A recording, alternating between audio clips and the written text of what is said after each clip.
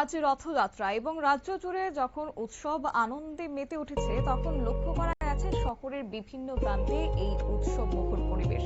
কারণ রথযাত্রা মানে শুধুমাত্র ভক্তি নয়, সঙ্গে রয়েছে আনন্দ আর উৎসবের আবহ। বড়দের পাশাপাশি উৎসবকে কেন্দ্র করে বেশি উচ্ছ্বাস লক্ষ্য করা গেছে ছোটদের মধ্যেই। সকাল থেকে ছোট্ট রথ সঙ্গে নিয়ে রাস্তায় নেমেছে খুদে সদস্যরা। রাজধানী আগরতলার বিভিন্ন প্রান্ত, একই সঙ্গে রাজধানী জগন্নাথ মন্দির লক্ষ্য করা গেছে এই ছোট্ট ছোট্ট রথের সমারোহ, ছোট্ট শিশুদের হাত ধরে।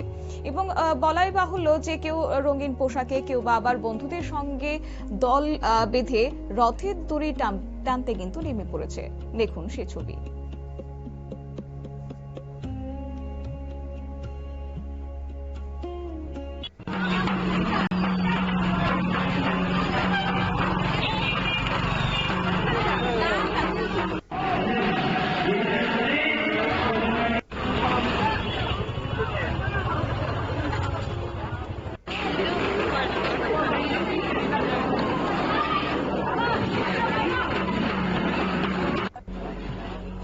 তবে আজ শুধুমাত্র রাজধানী আগরতলায় নয়, রাজ্যের বিভিন্ন প্রান্তে লক্ষ্য করা গেছে এই ছবি। কারণ বিশ্বাস করা হয় যে জগন্নাথ দেব হলেন শ্রীকৃষ্ণের অবতার, তার সঙ্গে দাদা বলরাম এবং বোন সুভদ্রা বিরাজমান।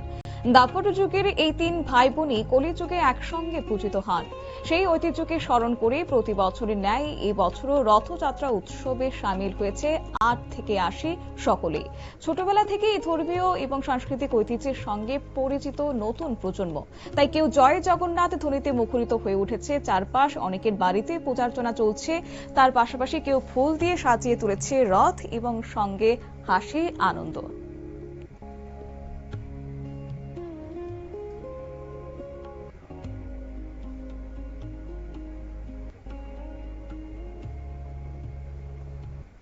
শিশু থেকে শুরু করে প্রত্যেকে বয়স্কদের মধ্যে লক্ষ্য করা গেছে এই আনন্দের রোল। এবং আর মাত্র কিছু সময়ের অপেক্ষা, তারপরে রথের রশিতে কিন্তু টান পড়তে চলেছে। সংবাদ আপাতত এই পর্যন্তই। পরবর্তী আপডেট দেখার জন্য চোখ রাখুন শুধুমাত্র নিউজ ভ্যানগার্ডের পর্দায়। নমস্কার।